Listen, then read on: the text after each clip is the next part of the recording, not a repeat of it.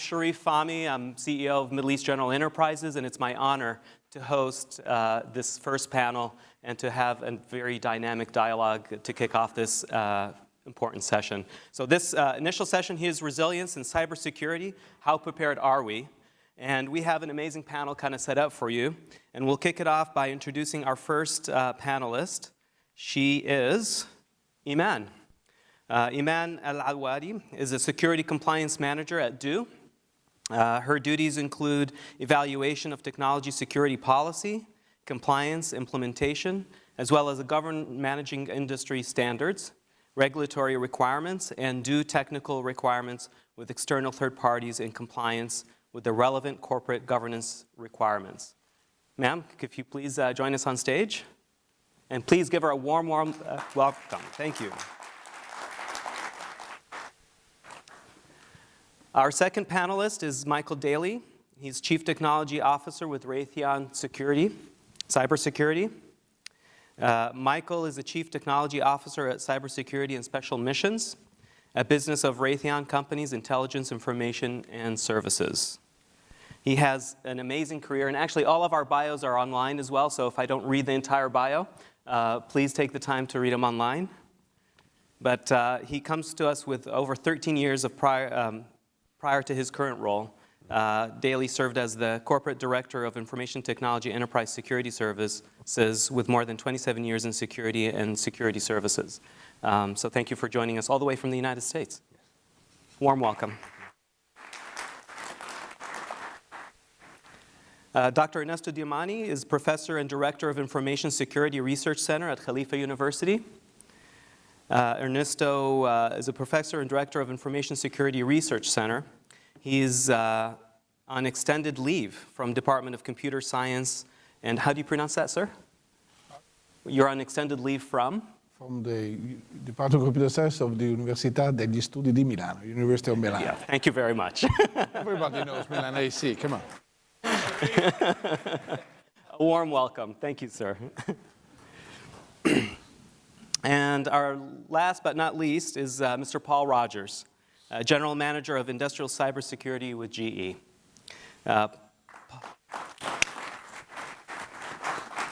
Paul is the President and CEO of Worldtech? Worldtech, yes. And is the General Manager of Industrial Cybersecurity for GE. Ladies and gentlemen, our panel.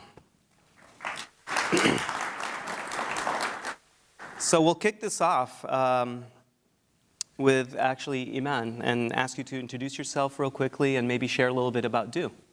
Okay, so you gave a good brief about me. So my name is Eman Al-Awadhi. I'm Security Compliance Manager in DO. Primarily what we do is make sure that we're compliant with government regulatory standards, with international standards, our own policies and standards that we have internally in DO, making sure that our customer information and user information are being protected and securing one of the critical infrastructures in the UAE. Fantastic. Michael? Yeah, so I'm Michael Daly. I'm the Chief Technology Officer at Raytheon for Cybersecurity and Special Missions.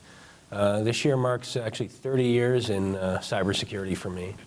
And actually the UAE is now the #1 place for me where I've spent time outside the United States. It's been about 5 years of back and forth almost every month. So that's sort of my favorite place outside of home. And yeah, as you noted, at Raytheon, I started the IT security practice for the company back in 1998. And then in 2011, our company decided to make a big push into cyber as a business on its own with actually Mr. Steve Hawkins, who's out here in our audience. And so he pulled me down into the intelligence business. And I've been there as Chief Technology Officer since. Fantastic. Well, thank you for joining us. You're welcome. Dr. Ernesto. Okay, so, well, what can I say? Before joining Khalifa, which has been little more than a year, and I used to run, and I'm still somehow the formal chief of a very large research lab which focuses on security of infrastructures, security, cloud security specifically. Most of it back in Milan was funded by, it is funded by European money. I'm the author of several of the reports of ENISA on the security of infrastructures, on cloud security, big data security, is specifically the focus of that European initiative.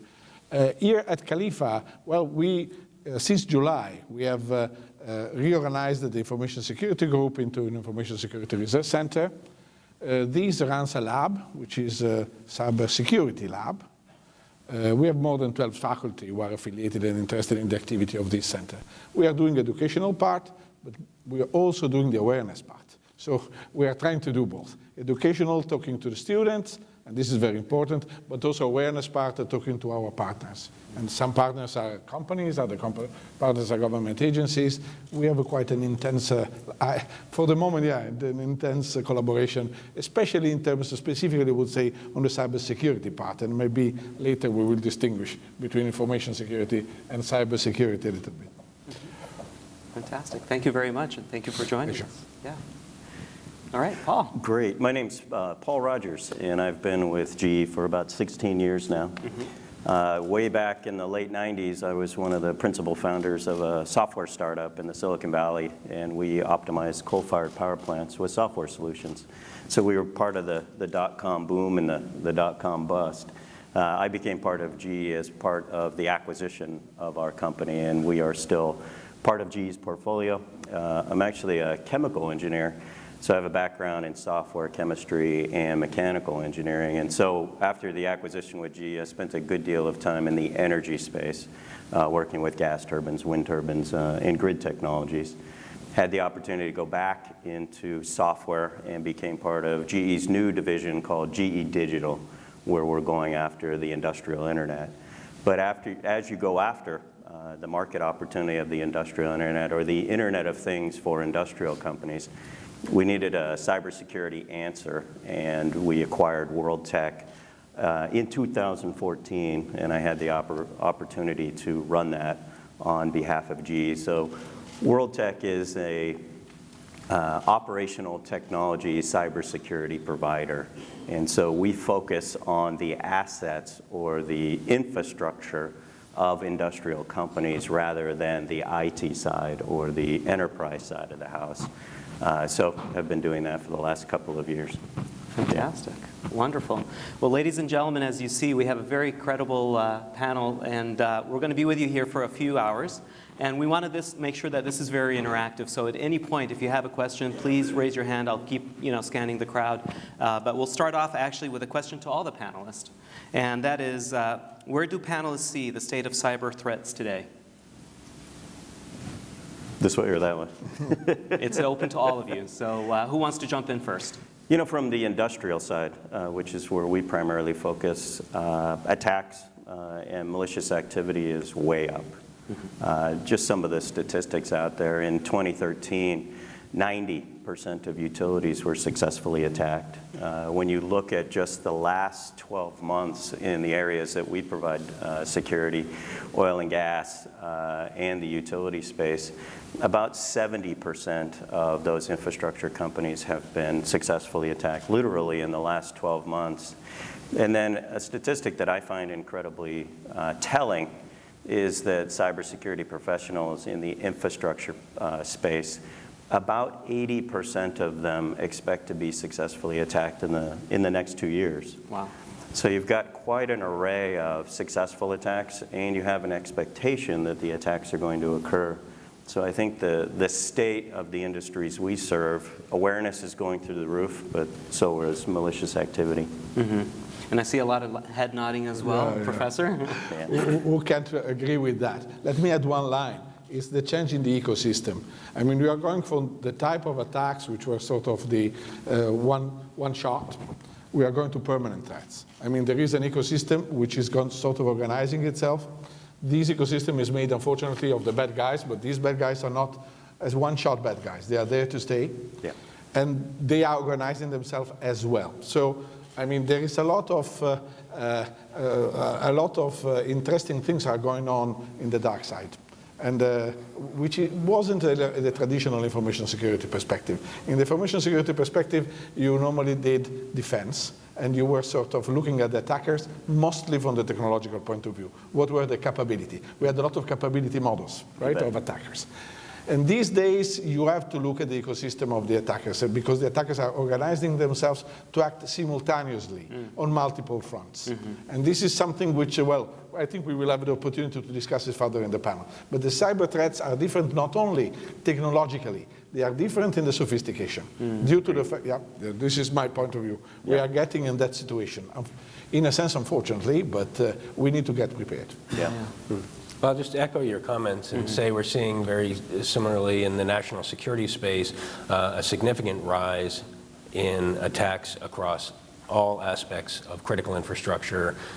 And I think it's due to the success that countries have seen in gathering intelligence, in penetrating critical infrastructure. So they're building on that success. And other countries, seeing that success, are getting into the game and building these cyber offensive capabilities for themselves. And then we see criminal enterprises also not only succeeding, but then seeing an opportunity for business in supporting other countries. So the criminals are actually supporting national security apparatus around the world, collecting intelligence and penetrating critical infrastructure. Interesting. Yeah. I believe that attacks on Internet of Things devices are growing. I'll give an example that maybe most of us are using, for example, health wearable devices. They have a built-in GPSs, so there's tremendous amount of information over there. There are those apps people are using daily for their health that if it's exploited, imagine amount of information that are being there. Nowadays, our homes are connected through those apps. You can control the light, you can control the door. There are also these small devices that they're selling that you can adjust it to the door. So if someone rings the bell, for example, it automatically connects to your Skype, and you can answer as if the person outside wouldn't know if you're inside or outside. You can open the door, or you can, for example, ask them to leave the package. So imagine if one of those devices are being compromised, the impact of such compromise would lead to that. So I think Internet of Things or the attacks are growing more. Yeah. No, absolutely. And I just recently read Google tried to kind of prove that they can reach car systems through GPS and take over the controls of the car. And so imagine if you're driving a car and because of your GPS system, you're being hacked and or if you're targeted, for example, you could be an ex-person in the government or someone famous that could easily be compromised and they can easily locate you.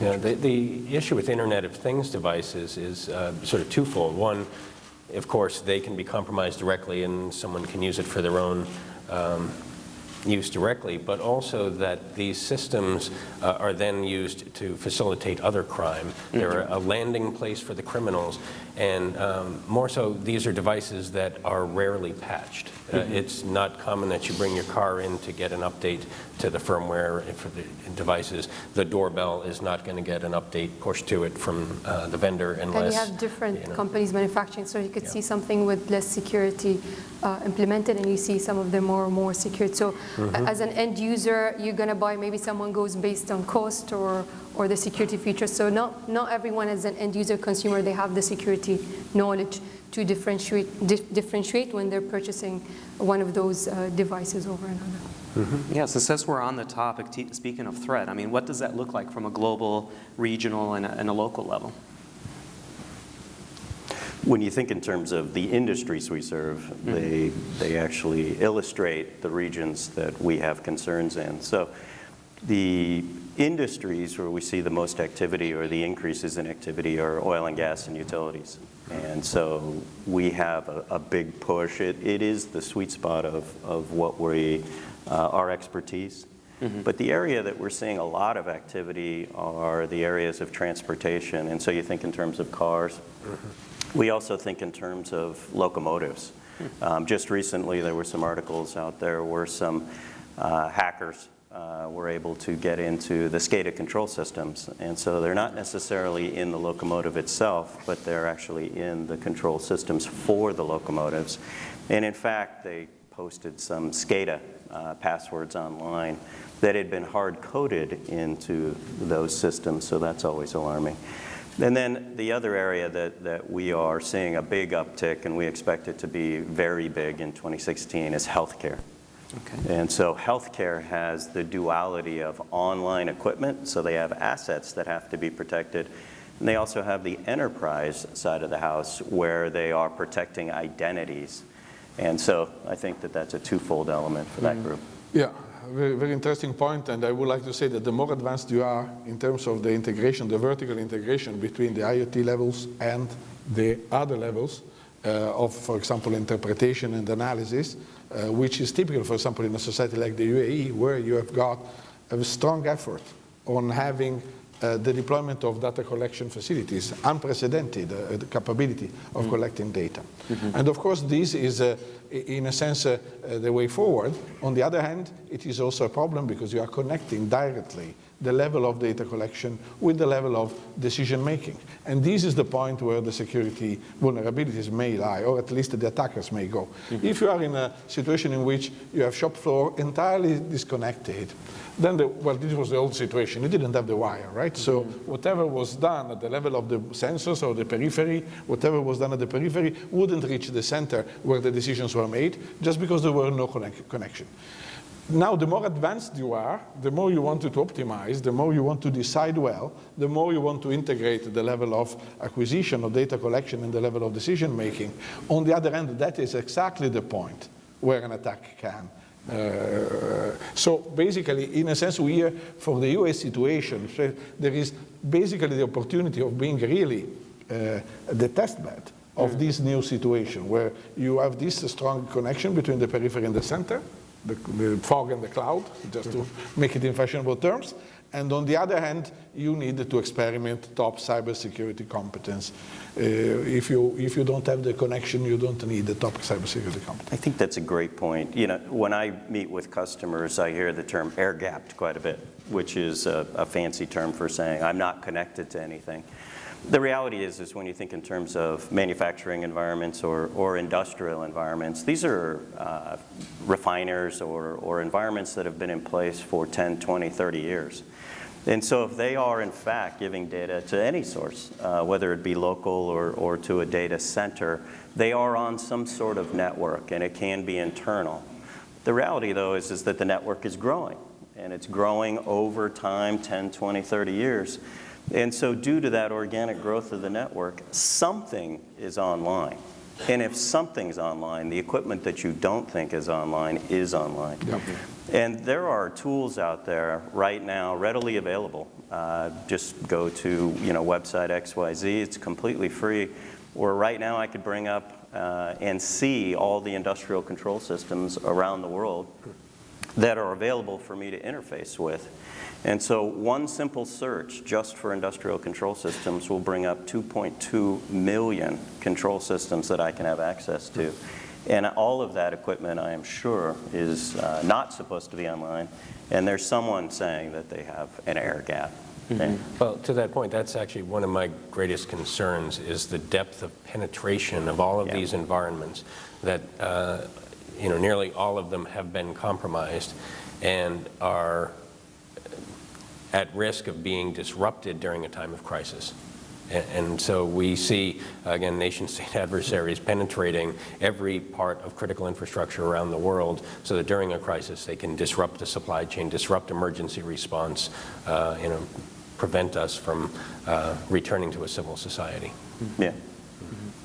Eman, would you like to comment as well? Or? Yeah, just to comment. Usually it's those systems that you think that they're not connected to the internet that you face the most attacks. So these are the weakest links that we're having.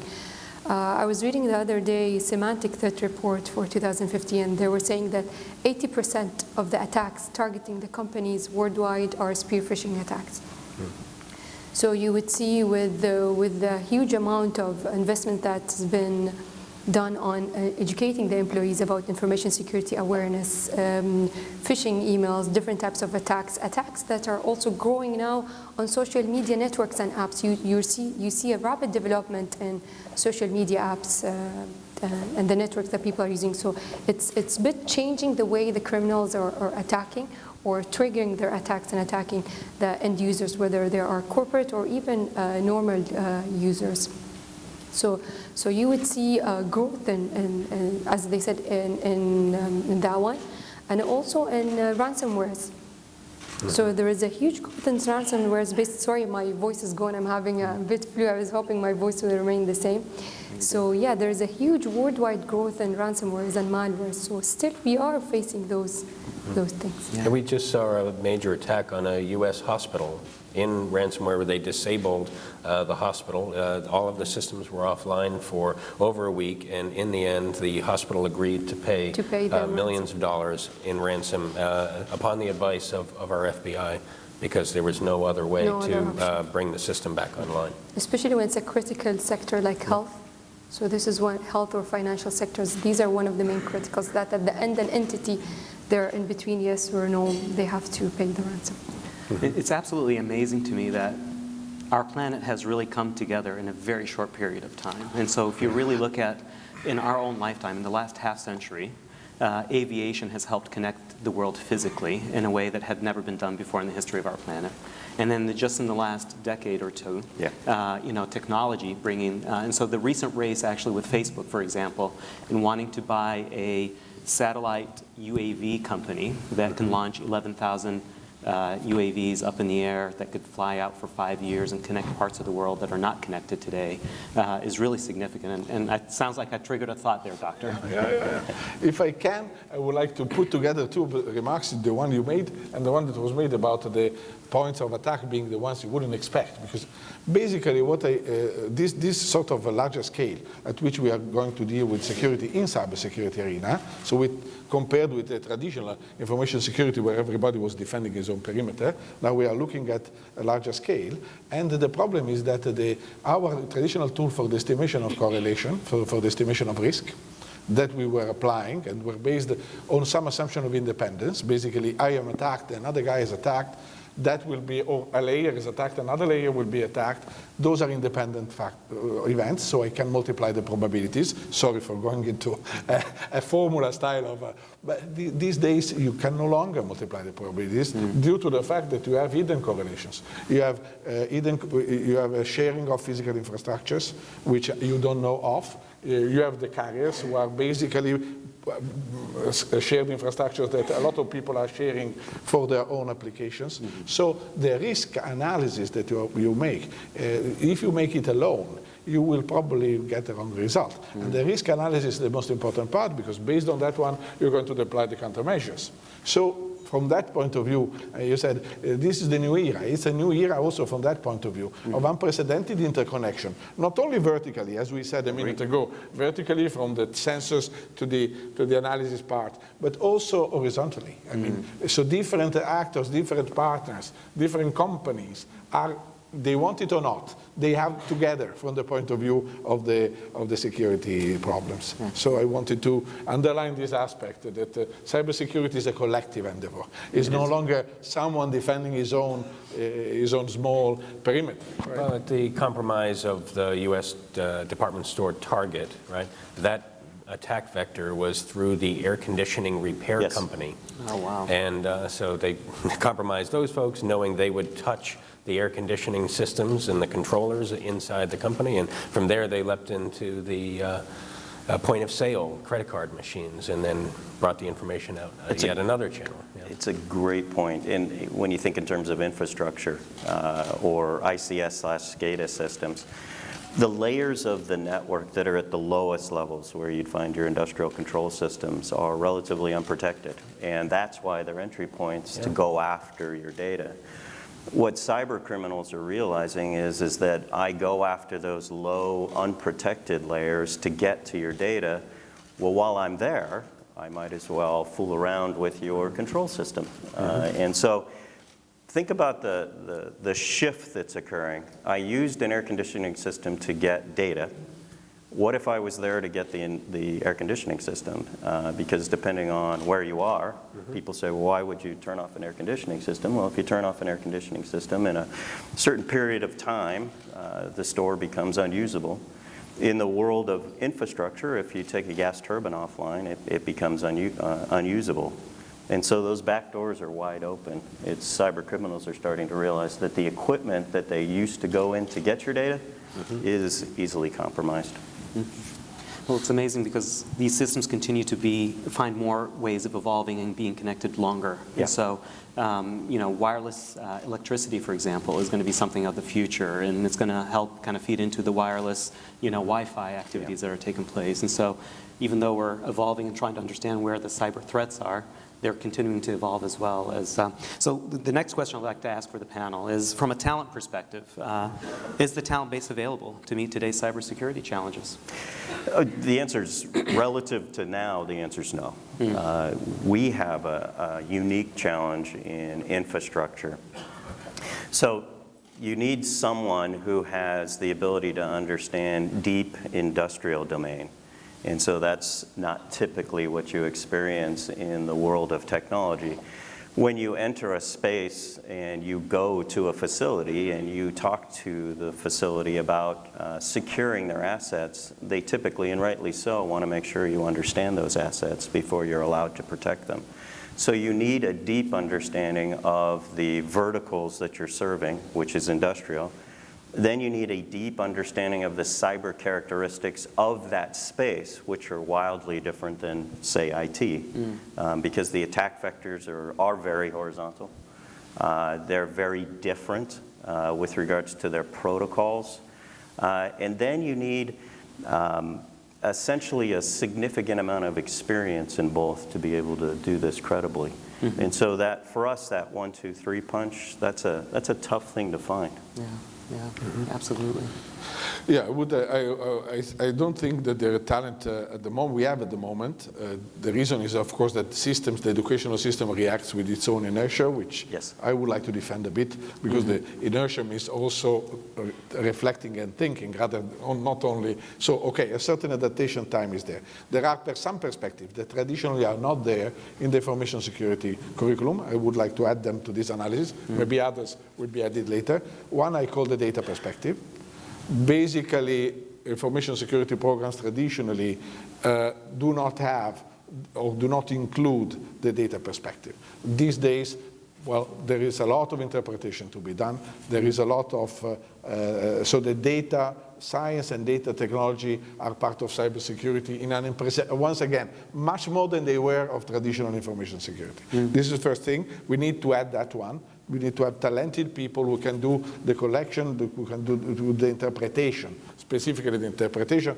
Semi-automatic, fully automatic interpretation we can discuss. But anyway, we need that type of talent. At the moment, we are not there yet. Second thing is the human factor, or the human perspective. Organizationally speaking, cybersecurity is not exactly as information security. The levels at which policies must be decided, the involvement of people in the policy enactment, which is something that traditionally we knew how to do it for information security. Now these days, IT cannot be left alone to fight this battle. This is my point of view. It's a global concern of organizations. In a sense, if I captured one thing that, unfortunately, warfare is coming down to the level of organization. This is the problem. So you have some warfare to do, and the warfare is not something that is done by the military alone. So if you want to pass me this analogy, it's not something that is made by the IT and the engineers alone. This must be a global organizational concern, because some of the acts that need to be planned, for example, and I finish, in order to be able to react effectively or to proactively, because the cybersecurity also a proactive side, the intelligence side. In order to be able to be proactive, you need to collect data on what's happening inside your own organization for monitoring. And the policy of monitoring of an organization is not something I would like to handle as a CIO. Because very definitely, I don't have the status, I don't have that needs to be a concern of the organization as a whole. So we need to keep, going back with my hat of the professor, I'm not going to go to talk to the CEOs on that, but maybe I'm going to talk to the students, and the students need to understand that the organizational support, that the human factor, that the human in the loop, in my opinion, is one of the big factors of cyber intelligence. It will never be a turnkey affair. This is just my 2 cents. You need, of course, these people will need to use all the sophisticated toolkit that the technology will produce, but we needed to give them this capability of sort of mastering this toolkit. And at the moment, the information security programs are starting, even those who call themselves cybersecurity. I don't want to, I know that a lot of effort is being done, but we are still getting there, unfortunately. So there is an adaptation time. But I see promising. For example, very good PhDs on this topic are coming out. Yeah. We are realizing that it's PhD material. We are realizing that there are a lot of difficult challenges to be solved, and we are seeing good research coming out. Interesting. Very interesting. Well, just to the numbers, last year an organization called Glass House did a survey just in the U.S. and said that there were some 230,000 jobs posted in this IT security cyberspace, and of those, some more than 50,000 said that they required a CISSP. Well, there are only 65,000 CISSPs in all of the United States, and those people all have jobs. So no, we definitely do not have the cyber talent in the U.S. to meet our needs. Interesting. And companies are actually trying to find yet more and more people. And so we, at least at Raytheon, are coming to decide that we're never going to out-hire our adversaries. It's just not going to be possible. So we're putting a lot of energy into automation and artificial intelligence in cyber and other ways of substituting. So a big effort for us going into managed security services so that we can share the talent pool across a wider base.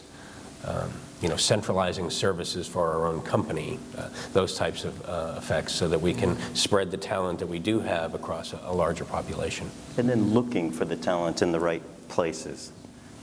This was a big cultural shift for GE, because we put out or look for this talent, and then we have very specific requirements, because cybersecurity would normally reside in engineering. So in engineering, you would need an engineering degree or an advanced engineering degree, and we'd start from there. But in the digital world, when we think in terms of software development, and in particular cybersecurity, some of your best researchers do not have a degree. And in fact, one of our deepest employees, just one of our biggest superstars, was a truck driver. And we found this person through his personal interactions with our team through blogs. And so it's a completely different way of finding talent, but it was an interest to him that was significant. He's extraordinarily talented, and if we applied our old style ways of looking, we would have never brought him on board. So this really I had a thought while you guys were talking. Yeah. So does talent have to be local versus global? And let me just elaborate on that. Thomas Friedman used to write about McDonald's, for example, using data centers in India to help people when they go through the drive-through in the United States, when they're at that box and ordering their Big Mac, that it's actually going to a data center in India, and some Indian young man or young lady changes their name to Bob or Michael or Michelle and takes your order, but it ends up automated into the system, and you get your burger and French fries, not knowing that that engagement took place. Is that something that, given the cyber element of, connecting the world electronically, when you look at talent, does it have to be local? No, the reality is if you're trying to do a comprehensive, to your earlier point, if you're trying to do a comprehensive view of threat intelligence, in particular on the enterprise side, you need a global view. And so you need centers around the world, security operations centers, where you can ultimately evaluate data as it comes in so that you have the opportunity to be proactive. That level of data resolution and that level of data sophistication doesn't exist yet on the OT space or the infrastructure space, but it's definitely something that's key in IT. In the national security space, it's a little bit mixed in regard to our ability to do managed security or remote support, in that we have jurisdictional controls. So we, have folks here in the UAE, and they're allowed to do certain things, but you really need an Emirati person to get access to the most sensitive Emirati information. We, again, have offices in the UK where they can get support from people in the US, but they're dealing with UK restricted information. It's sensitive to that government. They're not so interested in having US persons getting access to that most sensitive information. So we're able to get some support, but sometimes it's just consulting support. But the hands-on the data, our customers are saying, no, we need a local person for it. Just to add a point about the education over here, huge investments are done in cybersecurity programs over here in the UAE. Back when I was studying, I studied computer engineering. There was, I think, only one course about mobile security, and that was something new back in the days. Not that much old, but there were no security programs over there. I mean, now you could see there are a lot of universities over here providing degrees, masters, even bachelor, specializing in information security, cybersecurity. So you could see how it's shifting. I think within the coming years, you're going to see more talents with, as Dr. Ernesto said, specialized more into information security. Most of the people who are now in the field, as my colleagues mentioned earlier, they're either coming from an engineering degree background, not specifically cybersecurity. So I think within the few years, you're going to see more of talent over here in the region. Yeah. I add one line on the let's say on the line of defense type of thing, or the line of interpretation. Very definitely, I believe that we will have both. We will have a proximity defense in which, or proximity cybersecurity in which, for a number of reasons, including the reason of access to confidential information, you need local talent there on the place. Correct. I would like to add one reason that was not mentioned, which is latency. Also, latency is important. I mean, it depends on what type of countermeasure you're trying to adopt, what type of intelligence you're trying to make. Milliseconds sometimes are crucial, so you cannot just have, the second line. But the second line, I believe it will be there, and it will require talent as well. This is probably the collaborative place, because you don't want to deploy a second line which is local to an organization. Probably you want to do it on a regional level, on a country level. You will have talent which is a little bit more remote from the front line, but will sort of supply interpretation services, will supply this type of, and I think for the moment I see two lines, but maybe you have also some strategic point in which even the big decisions are made. Because as I said, in cyber security, you also have an intelligence and proactive part. You're not waiting for the attack sitting there. You also have proactive, and that will require strategic planning. Probably this is yet another level. So I see these three, and all of three, I hope they will have Khalifa graduates, but this is just, this is just but I believe that the talent required at the different lines is not exactly the same, of course. You need to be, right, you need to be targeted to the type of stuff.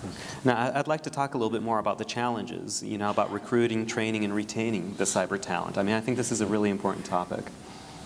Yeah, training is key in our environment. We typically find that if we can bring in a person with one of the dimensions that I was talking about, whether it be industrial, cyber, or digital, it takes upwards of a year for that person to have hands-on training, working in the trenches with real experts before they can begin the process of contributing.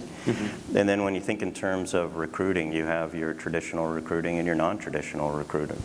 And I think that non-traditional recruiting is something that's not focused on as much as it should be. Yeah. Well, I was going to maybe bring up the survey that we did that closed out last year. So Raytheon funded a survey through Zogby's last year, and forgive me for going to my notes, but I don't want to misquote things.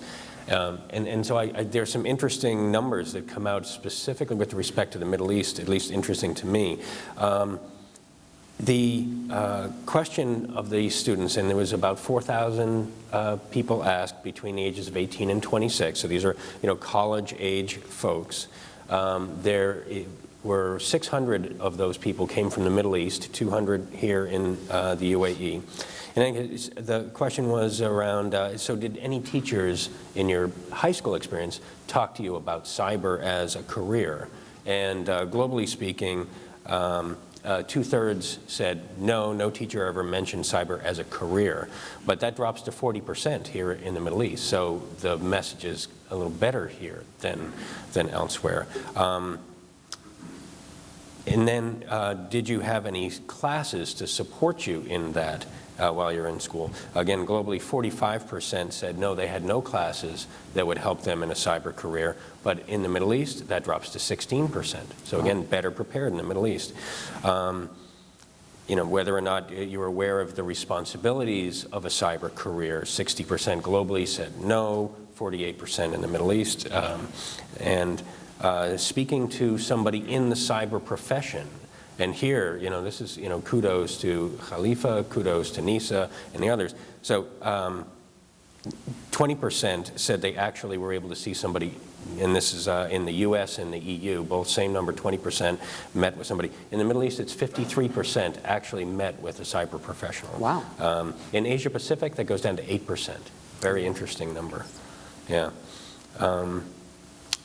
You know, I won't bore you with too much statistics. No, these are very interesting numbers. As a matter of fact, I mean, on the aerospace sector, the challenge that they had is that they would go to universities with the Higher College of Education, for example, and say, hey, listen, we want to look into talented young men and women that might be interested in the aerospace sector.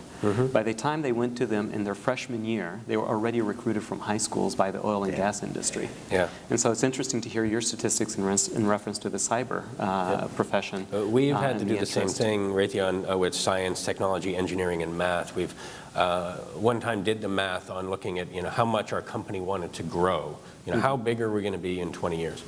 And then we said, well, okay, some of those people have to have clearances and they have to have this kind of a degree. And then when we did the math, it said, okay, we're going to have to hire every single engineer coming out of university in the United States, you know, by that year. Okay, well, that's not going to happen. So we went on a big push to go work with schools. And now we've taken that globally. Now that our company has expanded, and more than, I think it's 27% of our revenue now is outside the United States. And so it became a problem for us globally as well. We just can't source the talent. So we've been making very big pushes early on, early career, but not even career, but early school, middle school, high school, pushing for that. So we've had Math Moves You in this region, the work we're doing with Khalifa and others. Which is a different kind of recruiting. Yeah, I mean, it's early stage recruiting in the sense that you are meeting with individuals earlier, even in their educational cycle, and then supporting them with different types of education to get them where they need to be. Yeah. In 2013, Ministry of Education, in collaboration with TRA, they launched a cybersecurity curriculum for government to school targeting kids from grade 1 until 12, different topics about cybersecurity. So this will help the generation in order to understand what types of threats, encourage them to go into this field, and at the same time protecting them. So that was more into awareness. And there are a lot of national and government entities that they have national awareness program, educating the kids. You could see private sector telecoms, us and Do also, we do have these programs educating the end user, whether they are parents, whether they're kids, or even corporates and SMEs. So there's a lot of investments going on into that. So I think within the coming years, you're going to see more students going into this field. The question about the challenges that we're facing, whether in recruiting, training, and retaining, I believe from the issues that we're facing, it's not in the training, it's in the recruiting. As you said, when we tried to go and headhunt these students, we found that they're already sponsored by X organization, and they're already ready to go into the field. And when we get someone in, retaining those graduates or those employees after 2-3 years, it's really hard, because again, they're headhunted. And especially I'm talking about Emirati talents, because we're few, you know, so it's really hard to maintain them. So this is the challenge that we're facing. Actually, do you mind if I ask a question? Because Absolutely, one of the statistics that came out of our survey that I don't understand is that, you know, globally speaking, there was a 28% of the people said that this year they'd be more interested in a cyber career, and then 16% said less, but on balance, an increase. In this region, actually more than 40% said they're less interested this year than last year. And I wondered what that was about. Could it be that, well, because this is 18 to 26-year-olds, they're more settled in on a career by that time, so they've already decided, and therefore, no, I'm not going to do cyber, I already know that, I've moved on? Or is it something else that is making folks say, no, I'm less interested this year than last year? Well, I don't know how was this survey based on the number of people participated, but I believe no. From what I'm seeing from the kids nowadays, interacting with the kids, my niece and nephews, my cousins, you would see more kids into technology, more kids into cybersecurity. Back in my days when I studied computer engineering, I was maybe 1 or 2 female in the class among all the guys. So when even I was going into a career, people were saying, so where are you going to work? I mean, computer engineering between men, so it's not a field for girls, and etc. But nowadays, if you go back to universities, I'm a graduate from Khalifa University Master, so you would see more females studying PhD and Masters than males. So this is an indication that people are going more into it. So I don't know how is this based on, based on the participation of people that participated. But I see more increased people going to technology, engineering, cybersecurity than before, than 6-7 years ago. Most of the people that were studied with me in high school, they're all into finance, accounting, because at that time it was accounting, finance. There were only few of us who went into the technology industry, but I see it more increasing nowadays. Well, actually, there's another complement in the numbers to the UAE. In the U.S., there's a major split between men and women as to whether or not they feel confident or educated about going into the field. Women are far less likely to enter. 24% of men said they felt unqualified. 33% of women said they felt unqualified. But in the UAE, it's a 50-50 split, and that's true across whether or not they spoke to teachers about a career and all the rest. It is 50-50 all the way down the line between men and women. In the U.S., there is a stark difference between the exposure that women get to cyber and what men get. Women are far worse off in the US. I think it's based on the government support over here. If you could see, the government supports a lot, so there's an equality over here. A couple of weeks ago, you saw that we have the youngest prime minister over here, which is 22 years old, and you have a lot of female ministers over there. So this shows how the government is supporting this. So that's why you see 50-50, because there's no fear. I don't have a fear or challenge that's saying, if I go to X position, then my percentage will be less because I'm a female and there are male candidates over there. No, opportunities are given. Whoever suits the position or the opportunity is there. It depends on you whether you want to seek the opportunity or no. So I don't feel there is injustice. Opportunities are given to everyone here in the UAE. I would like to add something about it's something interesting that emerged from this discussion, which is the 2 different types of talents. Okay. And I would like to oversimplify perhaps, and call them the talents for models and the talents for systems. And the talents for models, well, as a professor, I instinctively tended to say that in cybersecurity, we need people with talent for models, and these people will be able, for example, to prioritize risk, will be able to provide a strategic view, will be able to build with the data intelligence and build predictors based on data activity. That is PhD eggheads people. Of course, being a professor, I look at that first. But this is not the only source of talent. We also have the other talent, which is the talent of people capable of dealing with systems. People who have a strong understanding, which is maybe understanding of a different type, of a different level, on how the infrastructure actually works, and they are capable of interacting with it quick and in an effective way. What I would like to, I don't say to convince, but at least to put forward is that a university campus is a good place to find both types of talents. Of course, there will be a different way. For example, the initiative that we are talking, that we will be doing in Khalifa this week, well, I expect a lot of rough diamonds to pop up. These people who actually are instinctively in touch with how the systems work. But later on, we have also the notion of doing PhD level collaboration with people who can provide the modeling. And in cybersecurity, I don't think that these two types of talents are both required.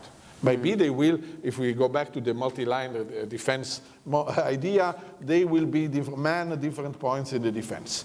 Let's put it like this. But we need all those two. And I think today, universities are very different from the universities I knew as a student, which would ivory towers would you only find the first type, right, of talent. I think that, well, even you found it as a truck driver, but I think among our students, there are several of those who actually are innovators, who would be interested in jumping. And if the university and the companies are together, on campus or whatever, the two types of talents will be more easily, both of them, unearthed because they will show basically themselves too. So this is my position, two types of talents that normally no single person has both, at least at the same level. Agreed. You know, the type of talents that we find in industrial cybersecurity are very different. You're looking for someone who has a deep interest in math, a person, and as odd as this sounds, a person who is very interested in the concept of puzzles, because in the world of industrial, you literally take things apart and everything is a puzzle. Every time I work with industrial cybersecurity experts, I'm constantly saying, I never would have done that. You know, when you see TV shows and you see industrials, everybody thinks, oh, they're going to plug in their computer, do this, and all of a sudden the system's going to go down. Most of the time what they're doing is they go in and they take your system completely apart, they buy it off eBay, and they tinker with it until they do something like take your entire IP off your chips, because they've tinkered to that extent where they pop your chips off, they interface with it, they find out that you left all your manufacturing codes in your IP, and now they own all of your systems around the world. And so that's a puzzler.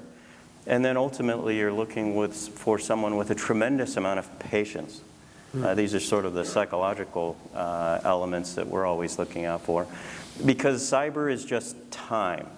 You're looking for human errors in the way that things have been put together. And obviously there's a lot of errors. And so as a puzzler, as a mathematician, as with someone with a lot of patience, you're just scrubbing it down to find out who put the errors in, how do I exploit those errors, and how do I get command and control of that device, or in most cases, how do I just take it offline? One of the myths that is out there is that you have to have a deep understanding of how industrial equipment works for you to successfully attack it. And nothing could be further from the truth. If you want to take ownership of that piece of equipment, and if you want it to operate differently, the answer is yes. If you simply want to take it offline, you don't have to know what it is at all. You just simply have to overwhelm it or turn it off. I think culturally, UAE is in a very unique situation when it comes to cyber talent, and since we're on the topic. I was born in 1969. I'm 46 years old. This country was founded in 1972. My chairman actually talks and remembers UAE back, you know, in the day. And actually, let me ask, I mean, three of our panelists here come from industrial countries. Ernesto, when was the first university in your home country established? Claims to be the oldest in the world, which was the University of Bologna. What year? The University of Bologna, home to Umberto Eco, who recently died, the author of The Name of the Rose, many people know. And it is actually, the French claim it was Paris. And of course, maybe there is some French sitting in the audience and before raise a hand. But basically, they were the two oldest universities in the world. So in a sense, the capability of the university of reacting, of changing, is conditioned by tradition, good or bad. But what year? What year was the university established? Oh, well, it was around the year 1000. Okay, so couple centuries. No, more than that. It's more than 1,000 years. Couple of centuries. More than 1,000. In the United States. It's Harvard University, 1630, I think it is. Right. You know, 1630 something. when we talk about the new cabinet that was announced, one of the youngest ministers is 21, and she already has her master's. And so this country has really evolved in a very fast pace, but has a different, very unique way of looking at talent and looking at future activities. And I think when it comes to cyber, UAE is perfectly situated because they look at problem solving probably very differently than how some older institutions probably that have been around for thousands of years look at. So I mean, yeah, it's a very interesting topic when we talk about talent and how to recruit talent. And you know, areas or regions where technology is adopted fastest is a clear indicator of who's going to be ready. You know, when I talk about the optimization software in coal-fired power plants, I mean, picture late 90s, 1998, and we would develop this software, and we would develop it on the West Coast, and then we would arrive at these plants to install it. And so this is the late 90s. We would arrive, we'd install it, and we'd start training, and we'd find out that the vast majority of the people in the plant didn't know how to use a computer. And so then it became training them how to use a computer so that you could then train them to use the software. And then what inevitably happened was the software was interpreted immediately as something that was going to take their job. So there was a fear of technology after they understood how to use it. The advent of the technology that's in your lap and you know, smartphones and things of that nature are a clear indicator of people beginning to understand how software can affect their lives, how technology can affect their lives, and then ultimately how cyber is a factor in all of that. But growing the talent pool, and Mr. Ghanem, who's in the audience from MGE, shared a story with me recently. He went to the Apple store, and he met with one of the technicians at the Apple store. And he said, hey, listen, if I take this iPad and I put in 11-1970, can I do that for you? And the technician, not knowing, said, sure, not a problem. He goes, if I do that and something happens, would you be able to fix it? He said, sure, not a problem. He said, you're sure? So sure enough, he went in and kind of put 11-1970, and sure enough, black screen of death happened to the. He said, okay, I'll come back in 3 days and let me know whether they're able to break this or not. But the issue is really, how do you kind of then locally as well, when you hire people to be technical experts, have the education and the talent to and so I'll ask you, Paul. You know, when it comes to threats to internal and external for your company with GE and its products, where do you see the global cyber needs? And is there the talent available to meet that need? We're taking a multi-pronged approach. Part of the acquisition of WorldTech was to meet the cyber needs of the General Electric company. So we develop the vast majority of the infrastructure that we are talking about protecting. And so WorldTech has twofold. They're a P&L or a business, and so we provide cybersecurity for the General Electric company, who, by the way, led by our chairman, is running a really extensive cybersecurity program across the company, ranging from design capabilities that have been developed with cyber in mind. So these are design capabilities that are different from standards. Standards can be met.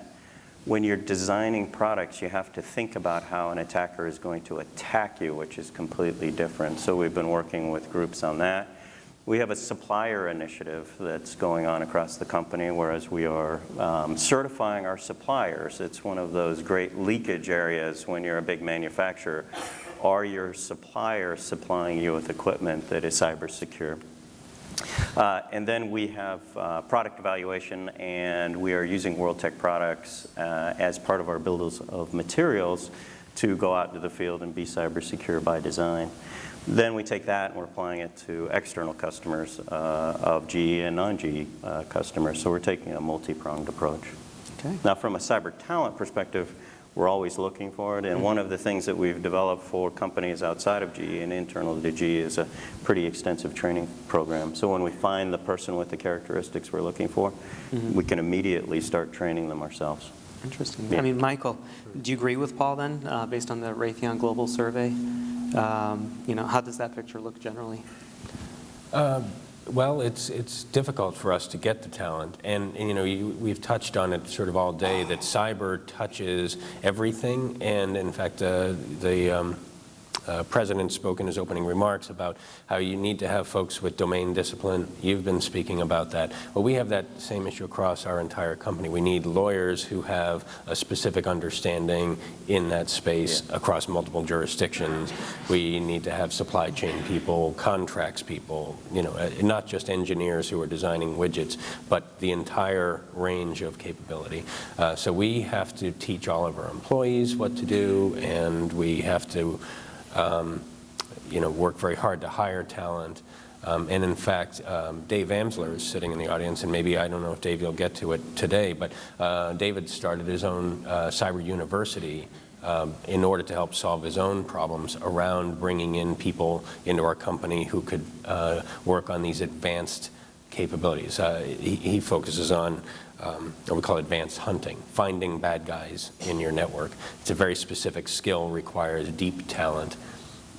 We were not finding it in sufficient quantities. And so we had to form our own internal university. Dave did. But we even have troubles, and this was something, and I don't think that this is GE specific, but finding people with the capabilities of even vetting cyber talent is tough. When you think in terms of recruiters and HR, and you talk about all of the different support organizations that have to be more fluent in cyber, once you get all the resumes and they all look good on paper to your typical recruiter, about 80% of those folks fall out in the first interview with a cyber professional.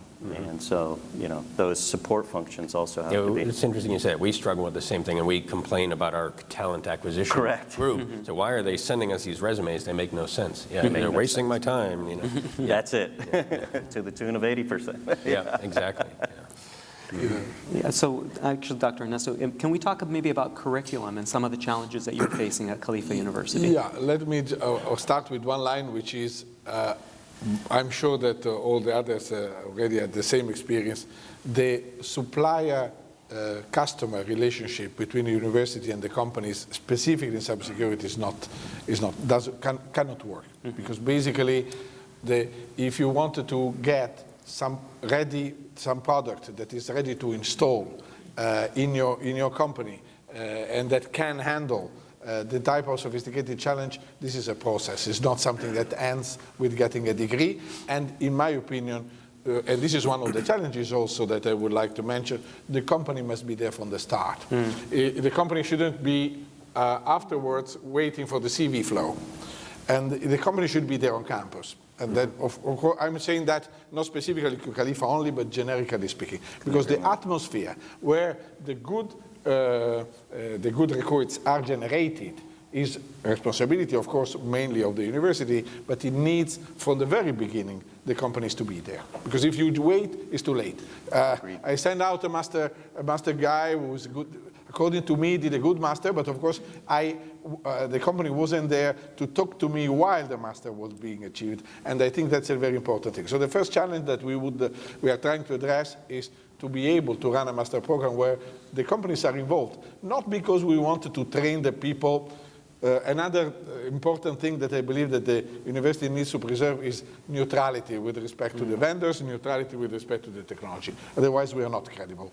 So I don't like too much monotechnology universities, because, and it's not even in the interest of the companies in the long run. This is just made to say. So the first challenge is the model of the collaboration with company. Finding a model in which the companies are actually there to gain the access to human resources that are the ones they want, but they give to us also the opportunity, topics, for example, master topics, co-supervisions. This model is a very important model that we are working on, and we hope with the collaboration of the actors around in this panel, but also in the wider UAE arena, to be able to have this type of collaboration, which is maybe different for different companies. Some companies, so this is one thing, to be working long-term in the interest of everyone by providing students that have the capabilities, but also the right mentality, which is, in my opinion, the most important thing. I would like to mention that today, when I teach a class, my students can check over the internet whether I'm saying something, which is not something I could do with my own professor when I was a student, right? So for me, what the professor said was true. Absolute truth. He was the most prepared person in the world. These days, the students, as soon as you mention something, they are checking out. I say, the professor said this, but I found on the internet that someone else is saying a different thing. So you need to create the mentality. And this is even more important than passing over information to the student. So first thing, how we can create this mentality in collaboration with the students, this is a challenge. I don't think we need extensive redesign of what we are teaching. I think it's the way we are teaching, and the coupling the teaching with the practical experience, the overall experience of being on campus, we should involve the companies as well, in my opinion. This is one thing that we are trying to, but it's not easy. It's not easy because the students these days, in the old times, I would spend all my time on campus due to the fact that there was a good network, since it's their fault, that it was good. I could find good network on campus, I could find the library on campus, and I could find my fellow students. These days, the students they are less, you must attract them on campus. You must provide them a reason for staying on, which should be something which is autonomous experiences, which what I call let's say the second part of the curriculum. So the first part of the curriculum, I'm not saying the curriculum must be there, must be solid, must be strong, must be lab-based. And in cybersecurity, we need your help also to have lab-based experience, which is basically something useful in the end, and not playing with tools that have nothing to do with what they will find afterwards. But mostly, I think that the most important thing we need to build is the second part of the experience, being on campus for a reason. The activity of autonomous study, projects, and seminars that where the companies can provide, and also challenges and competitions, why not? This is also an important part. So I see this thing we are doing this week as in a sense as a model of how to make people excited staying on campus even after the classes are over.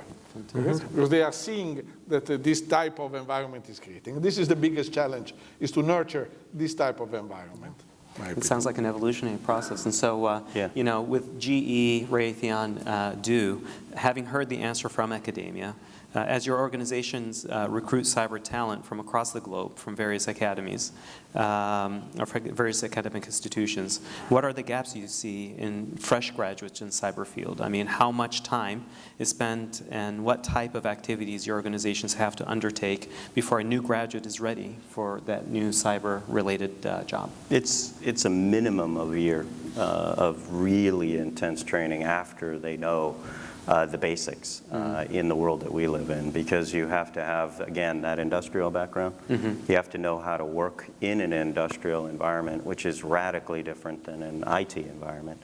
And then you have to understand how industrial control systems work as well as how you would protect them. You know, one area that we've begun to focus on that is a big soft skill that is really lacking in cyber is being able to communicate cyber. And so when you look at the organization that I run, we're beginning to spend a lot of time with things like executive training and really helping people with the ability to talk about cyber. Cyber has to be advanced with people who don't understand cyber. And so when you bring cyber folks together, it's about a millisecond before they geek out, and it's 5 minutes in, and not a person in the room understands what they're talking about. And you can't advance the domain of cyber if you can't speak to it in a way that's easily consumed by the people in leadership. And so that's one of the key areas that we've begun focusing on, is because as we interact, when I interact with CEOs of large industrials, I have to think in terms of how to describe that risk in a way that's tangible, that's not an insurance sale, and to be able to talk about cyber technology and threats in a way that makes sense, but isn't as deep in technical jargon as necessary. It's a big factor. Fantastic. From Raytheon? Yeah, there are probably two big areas where we're seeing gaps right now. One is in data science. We have a big need for data science, big data analytics. So using math and statistics and other things to extract information from a large set. So that's one big area. Another is, of course, the move toward cloud-based services. Yeah. And so getting folks who maybe knew how to write code on a standalone system to migrate that into the cloud. That's another gap area for us, where we're having to train up our own people or hunt out new employees. We do have an intense program, which is 1.5 years for graduates. So they go through, there is a clear roadmap of where they're specialized in the security department. You could see people in security operation, you could see people into RNA. So we have a clear roadmap at the beginning. There are the fundamental training course and certification that they need to go through. And then you will see across maybe after a year, they're going specialized within their position. For example, someone into incident handling, ethical hacking courses, training, certifications. We try to send them to conferences internationally and locally in order to get them within the industry and network with other people from different entities, knowing what are types of threats and risks that they might, for example, financial sector, telecom, government entities. So the program is intense, 1.5 years. We provide full support for those graduates, and we train them very well in order to be ready for that. Mm-hmm. Fantastic.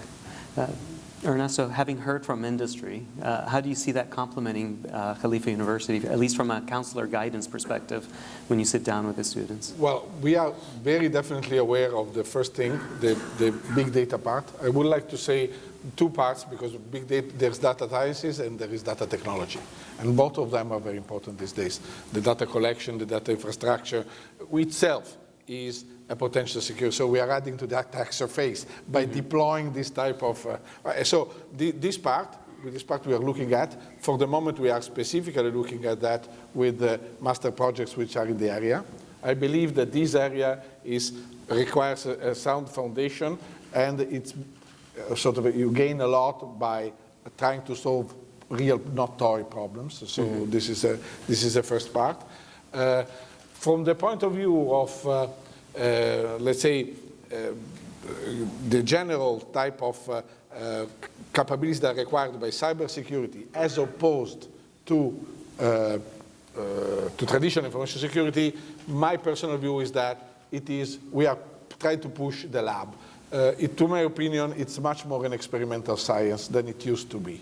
Okay, so in the old times in information security, you would have people spending time over access control models. You would have policy languages. You could stay 6 months learning the difference between the different type of policy languages and stuff like that. So the lab would be just a part. Now the lab is a part, not only for hands-on training. The lab is a part for research. So what we are trying to do with the center, with the fact that we have created, we have given this new label of an information security center, is to create the center around experimental facilities, both for the students, for their projects, which need to be research aware, and for the faculty, and we hope also for the companies, because we would like to have the companies. So we are focusing on that specific thing, being able to cover the experimental part of cybersecurity, which is, in my opinion, let's say, a fundamental one. Yeah. So as you're kind of helping, and again, a lot of our audience are CEOs and CIOs from different organizations, I'd like to kind of shift the conversation a little bit. So we talked about the students and the tools that you're going to be giving to these CEOs and CIOs. But in reality, I mean, the questions I'd like to ask, or maybe we can shape our discussion for the next 5-10 minutes, is what should be some of the things that our executives think about when it comes to cyber risks? And so how is our executive leadership informed about current levels of business impact of cyber risks to the companies? Well, for me, when I think about cyber risk, you first have to understand your business workflow. And many companies haven't gone to the level of detail about understanding how their business operates, how the information flows from one work group to another, in order to then layer on to it that subset of, well, what is the cyber risk to that? You couldn't possibly, to me, come up with a valid cyber risk assessment by turning to your IT shop and asking them to provide that to you. It has to be part of the business operation. How do we function? Do we have a backup for that? What is our supply chain? These are not things that your IT department can answer on their own. So I would say that that's the first thing is you have to involve your cyber people in the larger business operation. They really have to know how it works. Yeah. Okay. Yeah. You're nodding your head. Yeah. I mean, the reality is you need to have a program in place that's led typically from the top. And that program has to constitute a very tangible way of understanding how your cyber concerns are being addressed. You know, I've seen some executives just ask their CTO, "We're safe, right?" Well, that's a pretty leading question. Right. But the reality is you know, what is our cybersecurity posture? What is our response to certain cyber incidents? What standards are we meeting with regards to the types of equipment that we have? What is the depth of understanding how we're meeting those standards? And again, how are our suppliers meeting the standards we have set for ourselves that we are going to apply to them? And I think that that's a huge factor. Well, and again, I think for CEOs and leaders, you know, it's even detecting, right? I mean, I think I was reading in the paper that over 50% of organizations don't even realize how often they get attacked. I love that. The reality is the layer of the network that I was describing at your control systems and at your SCADA/HMI networks, they're not instrumented. All of the instrumentation is at the top levels of the network, and they don't have the protocols to see the traffic. So the reality is that if you are attacked, you have no evidence that you were. So when your equipment comes offline, it's typically attributed to something else.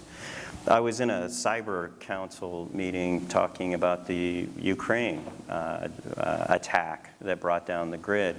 It was described as the first successful attack on a grid. And the reality is if you really read it closely, it was the first attack where there was a clear indicator that there was malware involved. Now you get the cyber community together because there's a complete lack of data. There's a debate going on whether or not the equipment just came offline and they found a thread, or it was actually a result of the attack or the malware that they found. And so again, data clarity, huge amounts of data in the enterprise side of the house, almost zero amounts of data on your infrastructure side of the house. So forensics are literally impossible. Yeah. Dr. Ernesto, I would like to add one thing, which is an example. I would like to, just for gives me the opportunity to mention this. The IT cannot fight this battle alone. I said it already at the beginning. I think that IT is part of the solution, but cannot be the entire solution. And I would like to motivate a little bit the reason I'm saying so. Well, specifically in risk analysis and in the deployment decisions, specifically in the monitoring level decisions, these type of decisions have to do with the value, have to do with the risk. Risk is probability per impact. So basically, they have to do with impact. And as we wrote in the ENISA report on big data threats that was published at the end of January, I led the group that wrote that report. Basically, the big problem is quantifying the risk that is for the company. For example, which is basically linked to leakage attacks, which is basically linked to data being made available to competitors, made available to third parties. We mentioned the cloud, all the outsourcing and the co-tenancy, new situations where people operate every day. What is the actual risk for the organization, and what are the deployment prioritization of the security controls that need to be made? This is a typical cyber security question, because in the old information security, you may just correct me if I am wrong, but you could take those decisions based on the knowledge of your infrastructure. These days, you need to take the decision based on the knowledge of the overall infrastructure, including parts that are operated by the carriers, including outsourced services and stuff. So what I'm saying is that the quantification level of risk and the deployment of solutions needed to be owned by those who actually own the processes inside the company. And I would say that top management is a key. Without the top management, IT won't be able to make it. And this is just my perception. Eman. Just to add on that point is we have a complete cycle process that security is one of the main important elements. And as Dr. Ernesto said, IT cannot function by themselves. Development and network team, they cannot function. So it's a complete team security with the IT development and the network that they have to work together for that. We have a lot of offshore locations, there are a lot of outsourced services, so you have to guarantee in every single project that goes on from the contract to the output that security is embedded into these projects. In order, you cannot just come at the end and say we need to implement XYZ security, for example, and you have to be involved with IT, because sometimes people in IT, they come and argue and question and negotiate over some of the security implementation that you want to implement. So you have to be there from the beginning. There's a lot of confusion with regards to even ownership. That would be a fantastic question to typically ask is, you were mentioning IT can't own it all, and in the reality, there's a lot of confusion as to who owns cybersecurity from an infrastructure perspective. Mm-hmm. So think in terms of large rotating equipment. Just answering the question of who owns cybersecurity for, let's say, a gas turbine is very confusing. In most cases, it's your engineering group that owns the safe operation of, let's say, a big, large rotating a piece of equipment, not IT, nor could IT even understand the elements of that equipment. But in some organizations, it's associated with plant maintenance. It can be associated with engineering. Finding the budgets to enhance cybersecurity can be a confusing riddle as well. And so just knowing who owns it to come up with a comprehensive strategy to make sure that your equipment is safe is always a first step and a challenge. Mm-hmm. Yeah. We have about 25, 30 minutes or so, and I want to kind of to make sure that we take the time to open it up to the audience. There's definitely a lot of really good discussion that took place this morning in reference to kicking off this event. I actually am also the vice chair with the American Chamber of Commerce, and recently we had a roundtable summit where we added cyber innovation as one of the key 7 topics within the various roundtables.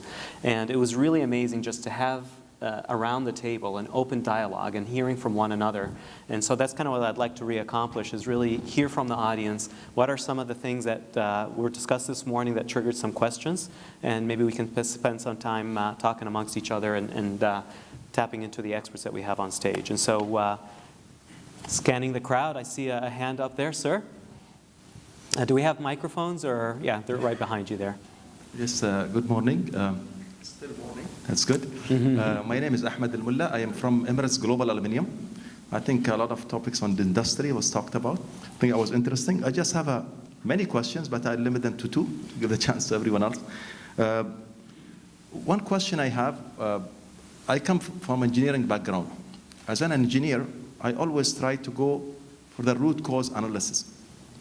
What is the root cause of this cyber security? And if I may put it in two types of error. I think one of them was talked about, a human error or a lousy product, right? A product with a for example, a known loophole and all this.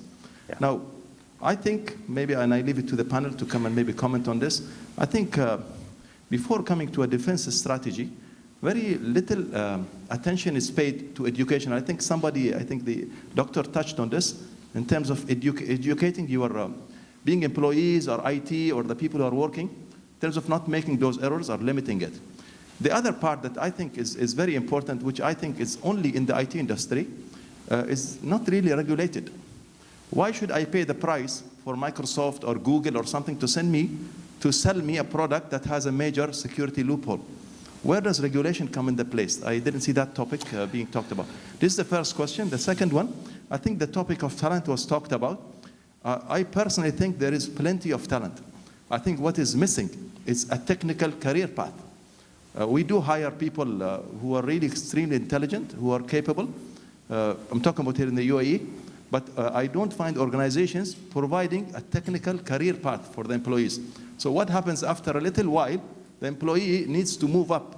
And the only way to move up is to become a manager, start looking after managing people rather than becoming a technical expert. So I leave these questions for the panel. Thank you. Your first question is one of my favorites.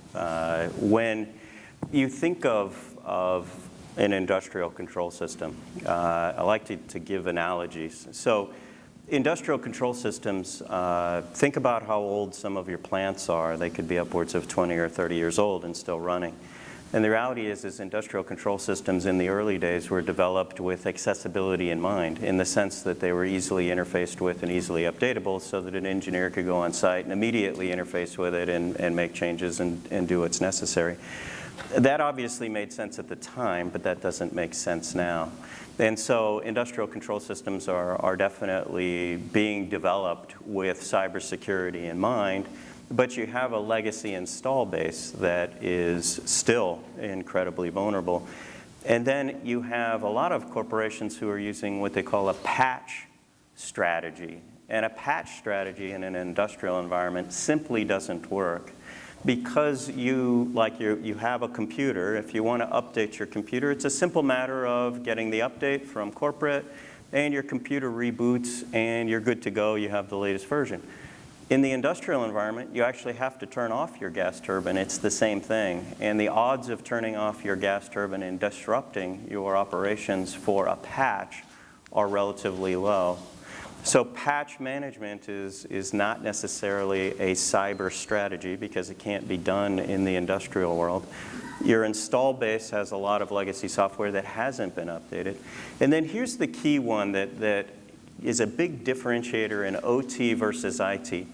If you took, let's say, your mail server, the server in your IT environment that delivers your mail to you and your computer, a strategy, a well-known strategy, is to have layers of security. So you would have firewalls around that thing, you would have DMZs, you'd have threat analytics, you'd have quarantine areas, and it's just layer after layer after layer protecting this mail servers. If you completely updated that mail server and pulled all those layers off, it would be attacked and compromised in a millisecond. Because guess what it is? It's a mail server. You have to surround it with cybersecurity protective devices. Go hop over the fence and now you've got an industrial control system. Well, it's an industrial control system and it has no layers of security. So it's required to defend itself, which on the IT side is a losing strategy. So a layered approach has to be applied on OT. OT is about 15 years behind IT on cybersecurity. Another example that I give, and then I'll transfer it over, is I updated my daughter's computer to all the latest and greatest software, turned off her firewall, and said, use the computer as you normally would. So she had all the updated software, and by the end of the week, she had 300 plus viruses and malicious software on her computer. Wow. So again, you got to have a layered, holistic security strategy for your assets to be effective, which doesn't mean that your turbine or your smelter or your control system is defective. It is just doing its job. It needs other things around it to do their job to protect it. Well, I'm like you, I'm passionate on that topic, and for me, the root cause analysis, and likewise I'm a mechanical engineer, the root cause analysis to me tells me that this is about the complexity of the system and the lack of compartmentalization. We have taken the easy road architecturally and created largely flat networks, and it ties directly to what you were just saying about layers of defense. We are taking multi-purpose devices, a Linux operating system with all kinds of features, and then turning it into a thermostat with, gigabytes of storage on it, and then telling it to just control, your HVAC, but then it's sitting there on the network talking to everything else in your house, which is then connected to your work and so on. So in any case, for me, it's about compartmentalization. One, to help contain the threats so that when they do happen, inevitably, because you can't patch everything, you can't know about everything. So when that risk occurs, you have to be able to contain it. But that containment also gives you introspection into seeing when things go wrong. So if you don't have those barriers up, those containers, then you can't see when something moves laterally or jumps around inappropriately. So that to me is our root cause analysis, is that we have too flat of an environment. That's a huge point. There are products and services out there that can segment your flat network these days, and that's a huge thing. Segmenting your network is incredibly important, because what that means is that if you have, let's say, an ICS that's been compromised, it now has the ability to compromise the rest of the network because there's no segmentation. So everything can talk to everything, so everything can infect everything. The average number of days that you have a malicious piece of code in your system is upwards of 300. And so they just move around at will because of a lack of segmentation and a lack of data to even say that they are. May I add a line to this, because so people may be interested in what are the academics doing all day. There is a lot of interest these days, academic research, for being able to adapt the models that normally are used to trace back to root cause to the fact that we are, for example, in a software-defined network in which the relationships, in a physical network, you have got physical relationships which are basically sort of established at the configuration time, and they change rarely. They change, but rarely. So if something depends on something else, a computational node on a switch or whatever, it is like that. You can basically do models that will allow you, if something happens, to trace back to the root cause. This is exactly what we were discussing. The problem is that if you go in a strongly software-defined environment, strongly outsourced, with the operator coming in, the actual relationships will change. And so you need, for example, there's a lot of interest in the academic in the circles, how can you have adaptive models that will sense the changes in the configuration on a software-defined networks and basically be able to sort of modify the chain of relationship to allow root cause identification. But of course, this is something that shows, in my opinion, exactly this. The single major reason, in my opinion, for this cybersecurity problem is the fact that you have a degree of concurrent systems working together that is unprecedented. So a lot of the reliability, a lot of the root cause, a lot of the type of knowledge that we had for situations that changed rarely, well, cannot be easily ported to the today's situation where the things change very, very quickly. So this is one of the reasons why we are sitting here. We want to solve this problem. Not going back to the period where everything was disconnected and each system was basically a physically well-identified and stable situation. We want to solve this problem in the new reality where the systems are self-adaptive, change, their configuration is plastic and stuff like that. I mean, this is the difficult part, in my opinion. Yeah. Thank you. To the second part of your question, Raytheon ran into this same problem years ago in other disciplines and domains around, radars and, satellites and ground stations. And so we actually created two separate tracks, and we have an administrative track for manager types, and we have an engineering track for technical folk. So we actually have a track where you can rise up as an engineering fellow. I think Steve Hawkins was here earlier. He's was an engineering fellow. I'm, an engineering fellow as well. And in fact, in Raytheon Company, the top engineering track, the senior fellow, the pay rate there actually exceeds that of a business president. So you can do better being the technical person than even the business person. Interesting. Yeah, I totally agree with the issue with the technical career growth, and these are one of the main issues that we're facing. We're losing these talents. I've seen throughout my career people who are specialized in pen testing, where at the end they want to go and grow, but they have to either go into managing people or leave the technical part. And I've seen a couple of organizations changing the same way you did, so they can scale up into being equivalent to CXO level, for example, being top specialized in their own field. So I think this is what we need to be more mature over here, companies and industry over in the UAE, to change the way career growth is for technical people, because at the end you need the expert to be there. You just don't want him to go and manage people. You want to be able to get benefits from his knowledge and experience over the years. But I couldn't agree with you more. There's huge gaps in technical career path. So I believe there is a gap in the level of cyber talent that we need, but I'd also argue, to your point as well, that when they enter the workplace, there are not technical career paths in all verticals. And so, one of the reasons GE created GE Digital was we went through an evolution with regards to software. software in GE was an element of hardware, and it's tough to be an expert in software when you're so tightly engaged in hardware, and maybe your leadership in software are hardware experts. And so creating a division that was dedicated to tech allowed us to have very specific career paths for software, very specific career paths for cyber.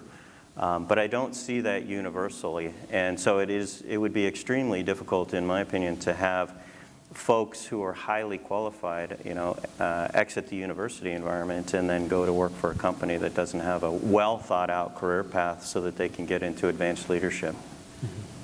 So that was a great first question to kind of kick off many questions that are out there in the audience. And so where else do I see a hand? Right there, ma'am.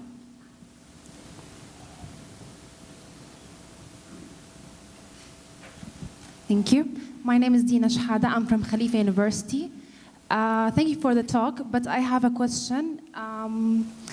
I want to know, what is the definition of security from your point of view? I mean, like, does it have some kind of a standard? Does it change from one place to another, or from, I don't know, one company to another, application-wise? What is the definition of a secure system in the world?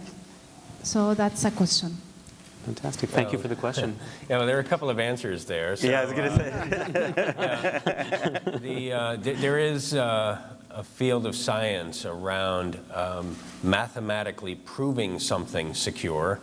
And I had a friend, Dr. J. Smart. His name was Dr. Smart, believe it or not. And he focused on that idea of proving something mathematically secure. And so he did a lot of work with DARPA and our national laboratories in the United States. But in the real world, away from the brilliant Dr. Smart, is this idea that security is about risk, and whether or not you can tolerate that risk, and whether or not you can operate through the risk. So security is about really how much punishment you can take, and that's really what it's about. So there's a range, I think, somewhere in the middle between those two that most people are comfortable with when it comes to security. That it isn't all just about trades. There is something about is this encryption solid? Can I trust it? And then on the other side, there's a thing about, well, I only care to a certain degree, because at a certain point the data loses its value, and I'm not going to invest everything into it. It depends on the acceptance, your risk acceptance level in the organization. You might be willing to compromise, for example, something over something else. So it depends what's your acceptance in an organization. So that defines, for example, when it comes to confidentiality, integrity, and availability. Maybe confidentiality is higher for you than availability, and it could be the opposite. So there are financial impacts, there are operational impacts. So this is how you see you see things differently in every single organization. Telecom is different, financial sector is different. You could see oil and gas are different. So it differs across different organizations. The word secure is very extreme in cyber. When folks say that their products are completely secure, you're probably not talking to a realist.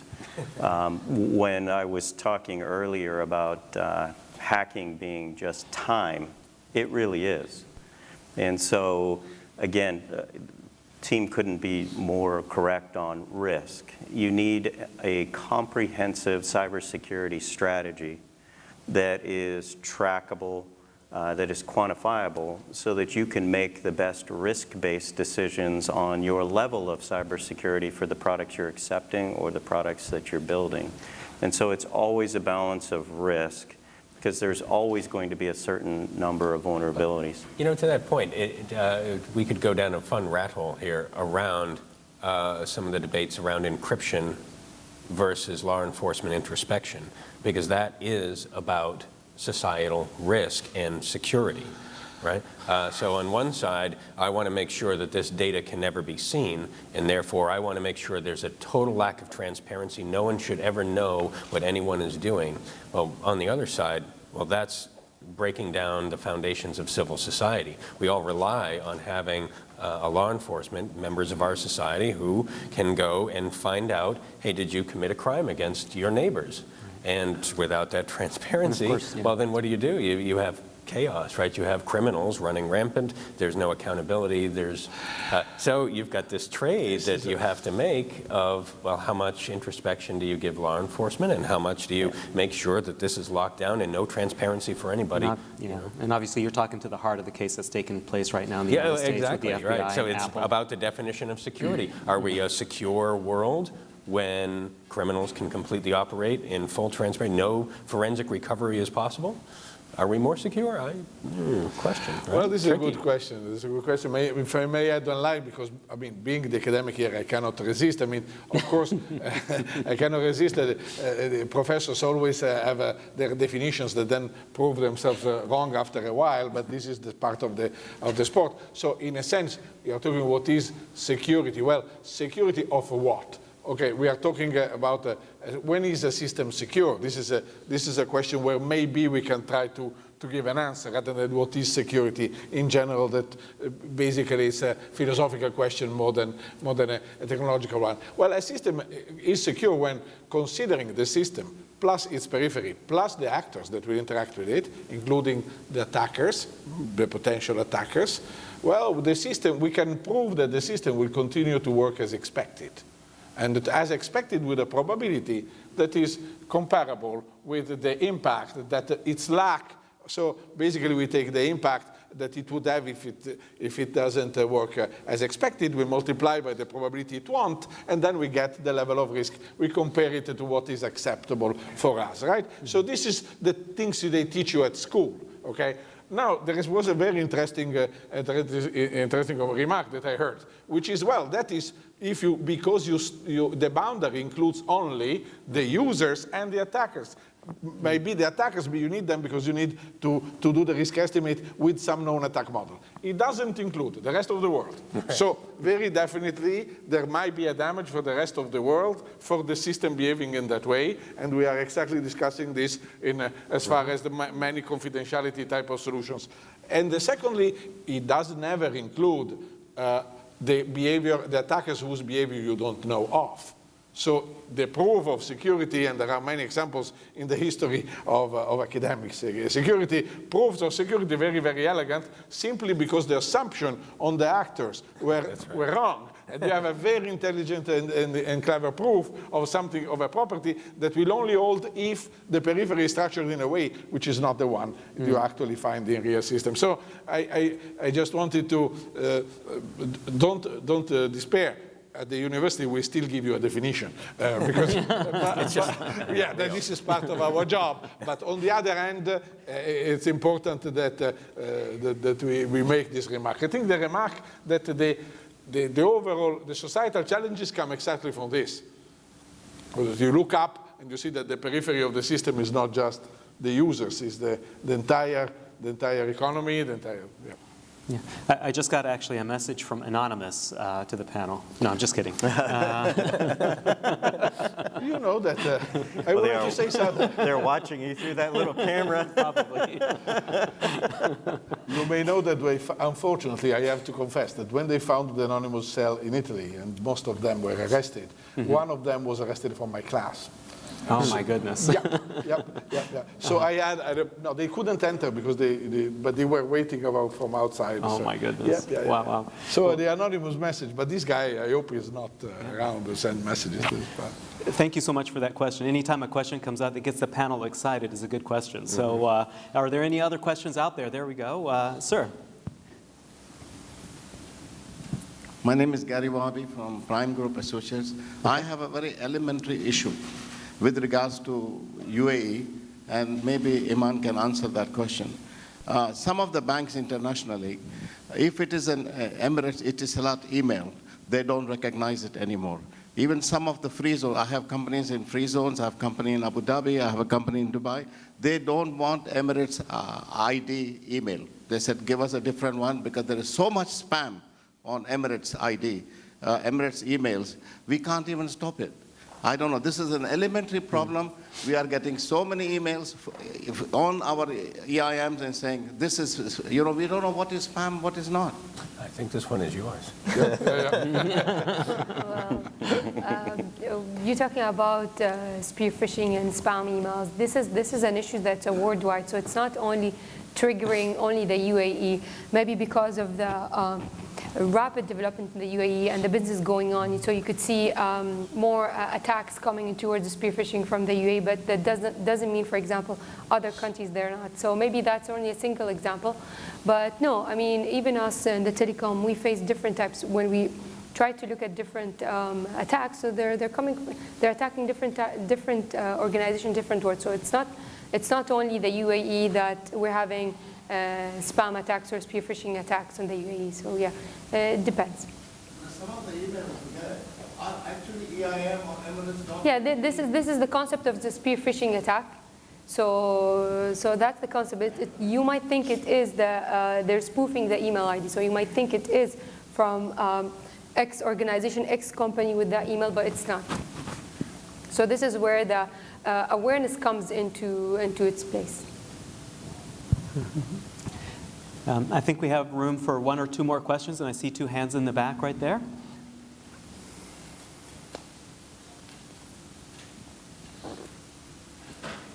Thank you.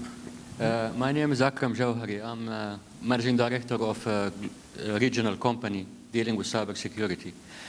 I would like to take another aspect and would like to ask the panel if they would venture with a ratio of, let's say, professional cybersecurity attacks versus non-professional, like amateur, and the impact of either in the industry over the last 5, 6 years, 10 years. Did you guys get the question? I think so. Okay. The way I understood the question is Yes. sort of maybe the difference and the impact between the non-professional noise, essentially, that we have to deal with versus what we call advanced persistent threats, or in that category of nation-state major funded criminal organizations. Mm-hmm. And, Is that the intent yeah. of your question? Yeah, we saw correct, a shift yeah. Okay. back around the 2004-5 timeframe, broadly speaking, where prior to that, most of the activity was website defacement. It was just the noise side of things, nuisance. Some of it could be very crippling. It could be, a virus that wiped out your computer, but it was nuisance type activity. And that is when we were all living IT security shops down in the basement, if your organization had an IT security organization at all. Mostly it was a sub-function of IT to deal with it. And then in 2004, we saw a significant rise in nation-state adversaries using advanced techniques to penetrate environments and actually lay dormant in there or have very low bandwidth communications, right? In other words, they were not defacing the website. They were sitting very quietly in our environments, taking a little bit of information out. And in other cases, they weren't doing anything other than sending one packet out every once in a while because they wanted to maintain connectivity inside your environment. It's like a little mini VPN tool, essentially, to connect into your environment. So this was very concerning to us, at least in the defense sector. And that is actually what gave rise in the U.S. to something we call the Defense Industrial Base around cybersecurity, the DIB. And it was because of this shift in tactics to nation states trying to gain access to national security and critical national infrastructure. Since then, as we discussed in our opening question, that has expanded greatly. There are it's well over 100, maybe 150 countries that have active cybersecurity, nation-state level programs seeking to penetrate other countries for strategic intelligence reasons, for enabling their economies, which China is most famous for, right? If you're going to leave your doors open, I'm going to take your intellectual property and I'm going to enable our businesses to thrive. And in China, that's considered a good thing, right? That's a job of the government to help support their business. It's not the same negative that we have in the US that we get so offended about. Yeah, we have seen a huge rise, and it's kind of the reason that we're all here, that you know, criminals and nation states have gone crazy with this. There's some talk now this year that seems real about, hey, maybe we ought to all back off a little bit. And they're trying to figure out how to do that. Countries are talking to each other about, hey, you know, maybe we've gone too far. I don't know if that's going to go anywhere, but I, you know, have seen some positive moves amongst nation states to, you know, rein it back a little. Ernesto, you have a thought? No, I just wanted to mention the quantitative parameter of darknet traffic, which is basically an indicator of, let's say, people working large scale. I cannot do, well, you can do much better than me, the industrial, have a better vision of what is amateur, what is professional. What I'm saying is large scale. And I think that the large scale portion of the attack, and I just pointed to darknet activity as one indicator of large scale operations. So my personal sensation, although I have no survey to based on, is that we are seeing more and more large-scale operations. And we were planning of doing some experimental work in order to ascertain whether this impression actually can be grounded on experimentations and analysis. But the darknet activity, I mean, it ballooned. It's not every single, I mean, of course there will be amateurs, but it's an indicator that some people are taking cybercrime very seriously and that they are deploying huge resources in order to set up their own side of the infrastructure. Now, I did see one hand that was up in the back, and that's time for the last question, so please. Yeah, hi, my name is Ahmed Beg. I represent the CISO Council, which is a platform to connect CISOs in the Middle East. My question to the panel is, information sharing is quite important, especially the threat information and attack information. What initiatives are you seeing globally, as well as in the region, where companies as well as organizations are sharing information between themselves, either in the same industry or cross-industry? In the industrial world, there's still not enough what I would consider information sharing. One thing that I get asked a lot is why don't we hear more about successful compromises in the industrial world? The reality is we do hear about quite a few of them. But unlike the consumer space, in the consumer space, there's a lot more regulation about compromises having to be reported. So if you as a consumer are affected by malicious activity, a la your identity is stolen or your credit cards are stolen, there's typically a reporting requirement associated with that. In the industrial side, there isn't that requirement. And so, you know, information sharing and things of that nature aren't as prevalent. But again, the OT side or the infrastructure side of cybersecurity is still going through what I would consider is identified as normal in the IT side in the early 2000s. So there's a big maturity curve that still needs to occur. I'd say every country that we are operating in right now has, at the government level, programs for promoting information sharing. In the US, we're seeing increased requirements for mandated reporting of events in order to facilitate information sharing, right? So that you would have to say, if we had a compromise and you're in the critical infrastructure, you know, we want to know what those IP addresses, domain names, other indicators of compromise are. A lot of it is voluntary. I think most of these, the large countries now are also standing up nation-level screening services.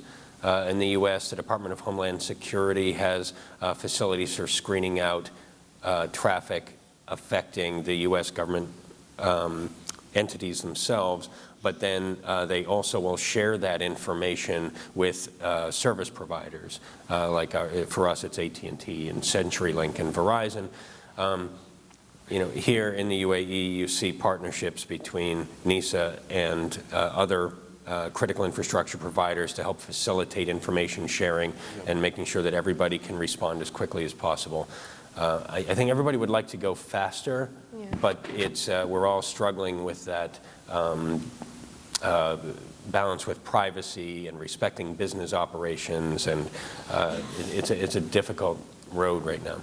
We're concluding maybe with a differing opinion. But if you want to say something as well, let me keep it very fast. With my European hat in this case, because I've been part of, in Europe there has been a long discussion of whether the information sharing shall be done at the incident level or at the assurance data level. And basically, unfortunately, or fortunately, this is for the industry to decide, there was a long debate, but then in the end it's at the incident level. And you know perfectly well what does it mean. It means that you get reports. You're not getting the data. So data sharing, no. This is, and even when they tried to ask to the telcos and the cloud providers, they are willing to accept regulation to share with their customer break-in reports, incident reports. That's yes. But if you want to see the data, or even worse, you want to do a country-wide repository where the data about those break-ins would be shared, that is a much different story. I'm a little bit more pessimistic. I don't know the situation in the UAE, so I would like to leave the last word to... I've seen in financial sectors that they do these voluntarily, as you mentioned, information sharing groups between all these financial sector and the banks in order to help each other. This was one of the good examples that I've seen that they are still running until now, doing it voluntarily. They're not under specific initiatives, but they have their own. You could see the financial sector, they're so strong and tight with each other when it comes to information sharing than the rest of the entities. Fantastic. Well, they say you're having fun when time flies, and I can't believe we've been on stage for 2 hours, but Eman, Michael, Ernesto, Paul, thank you so much for being an amazing panelist and for making this a light, fun-hearted, educational session. Ladies and gentlemen, please, a nice round of applause for our panelists.